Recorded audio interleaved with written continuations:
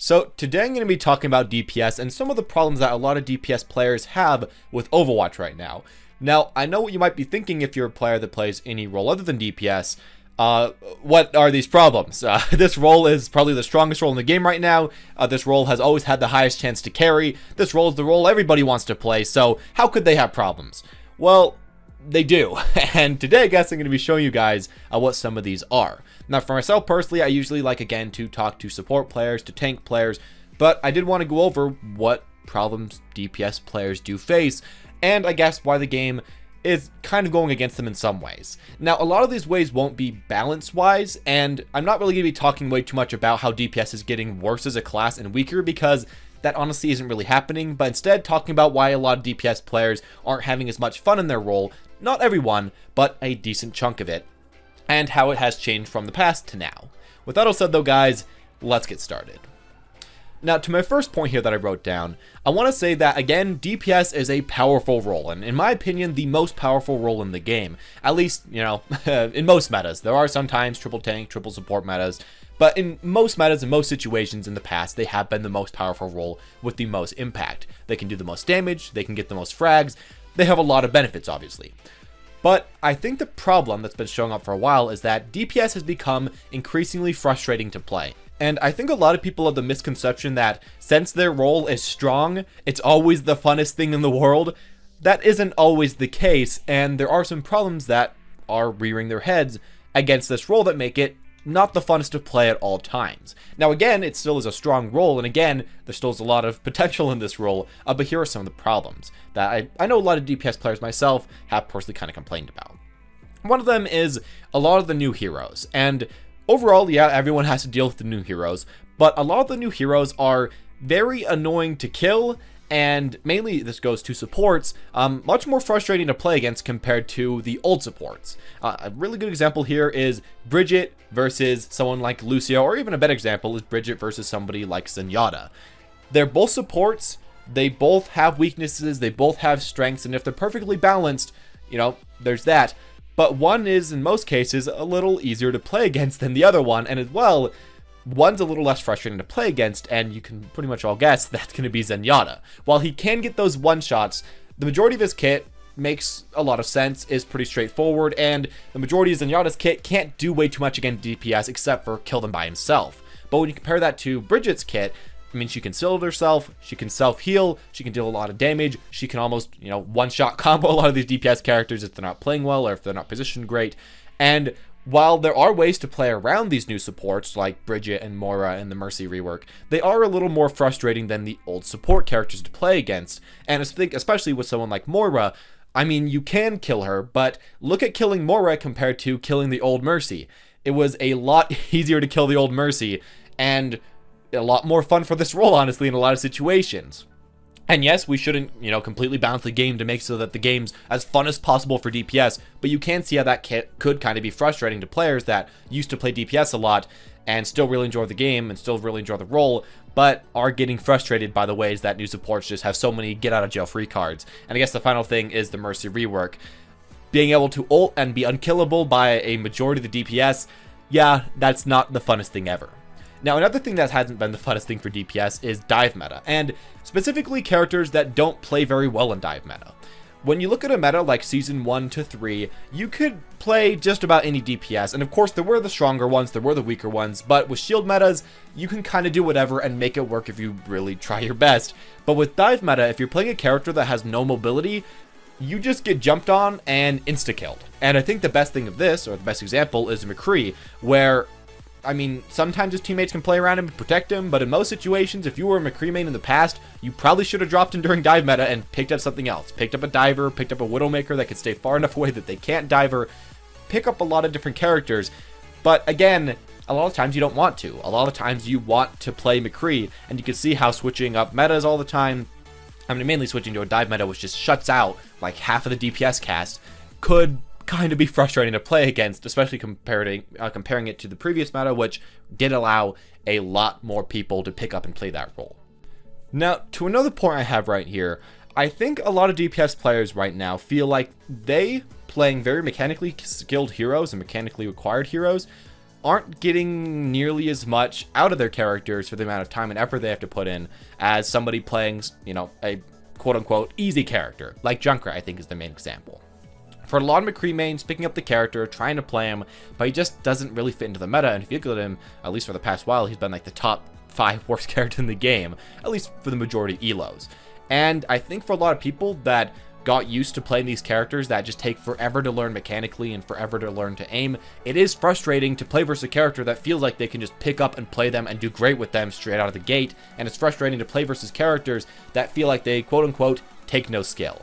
Now, I have made multitudes of videos about how every character in the game takes skill. A lot of the times, it might not be mechanical, it might be game sense, it might be positioning, anything like that. But while you're in an actual game, I mean, you don't really think about that, and you could kind of see why a lot of DPS do get frustrated by a lot different type of characters showing up that aren't maybe the funnest to play against, especially as a DPS player that can sometimes just get kind of one-shot by these characters. Now, my next thing I want to say right here is that Overwatch has also had a bit of undesirable balancing, at least in my own opinion, towards the DPS role. And at least in my opinion, I think that they nerf characters way too much and buff the weak ones way too little. And this is just my opinion about Overwatch in general, but I think it especially happens in the DPS role. There's usually one DPS that eventually shows up as being the best one, let's say Tracer, and then there's a lot of DPS that aren't being played way too much. And what the Overwatch team decides to do is to just boom, nerf Tracer. Instead of making the worst characters a little bit better and putting them back into the meta somewhat like that, making the game funner and quicker, they just kind of don't. And of course, I do agree at some point you can't just keep buffing everybody forever, but I don't think that we've hit that point at all. And overall, it feels like, you know, it's annoying to play this role because all you ever get are nerfs after nerfs after nerfs. And sometimes at the beginning of a season, you'll get a new buff, but most of the time, you don't really get buffed way too much on DPS. You kind of just get hero reworks or big hero changes. And that does, of course, apply to every single role, but I think especially to DPS, it feels like it applies because there are a lot more DPS characters being changed per patch because there are just a lot more DPS characters. Now, another thing I should say about this is also that a bad DPS hero feels like they're not going to be useful at all until the meta shifts or until they get a huge buff, which is going to take a long time. And again, usually they won't get a buff forever, so a lot of the DPS just kind of end up being not unplayable, but just not that great.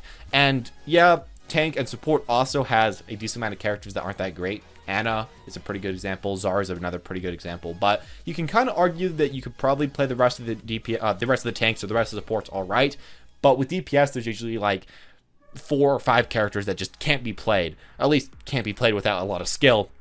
And like a one-trick playing them, essentially. And yeah, I think that they could maybe balance the role of DPS a little bit better. That can cause a lot of people that used to play characters, especially like McCree, that was so popular and that's so weak right now, maybe fix that up a little bit. That might make a lot more DPS players enjoy playing that role just a bit more as far as, you know, balance goes. Now, to a different point right here, I'm going to say that a lot of DPS mains right now also just kind of feel like they're forced to play a few characters. And again, this does apply to every single role, but DPS for a long time has felt like a role where you could pick anything, do anything. But at least for the past few metas, it felt like really you got to play Tracer or Junkrat or somebody similarly to them. And if you're not, you're holding back your team a lot. And I guess this does kind of correlate to one of the earlier points that I had.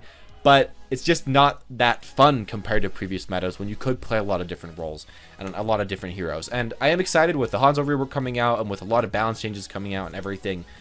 But I still think that they could maybe improve that even a little bit better because for a lot of DPS players playing not the most popular heroes, they do, in a lot of cases, kind of get the short end of the stick.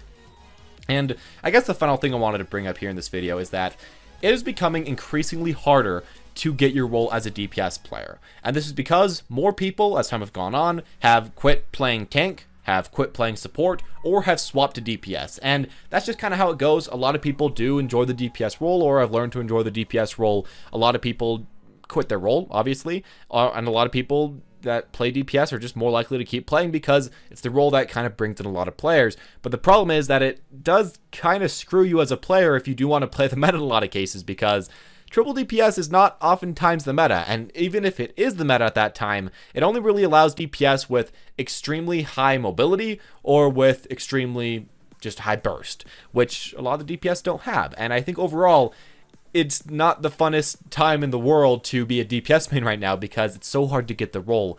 And I honestly don't really see this being fixed without like a role queue or something. Of course, as DPS, you would have to wait a long time to get your role, but at least you'd eventually get it instead of just always filling as tank and support because, I mean, there's so many of those players already going around.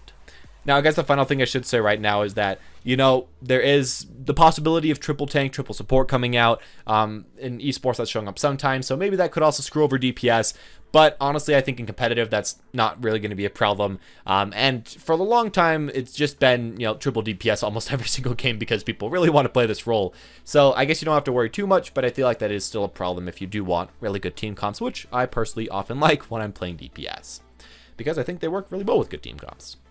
With all that said, though, guys, that is my own personal opinion about this role and mainly the main problems about DPS in Overwatch right now. Again, I know that a lot of people are probably thinking, hey, you know, DPS shouldn't have that much problems. You know, they are the best role, but, you know, there are problems for every role, so I'd like to get those out in the air. And in a future video, I'm going to be talking about problems just for Genji, because I think there's a lot of stuff going wrong with that character. And if you think that sounds interesting, or if you're a Genji main, you know, get ready for that. It'll come out in the next week. Hit that like button if you want to see more videos like this in the future. Hit subscribe if you want to see them as well. As always, guys, thank you all for watching. Hope you enjoyed. And as always, have a wonderful day.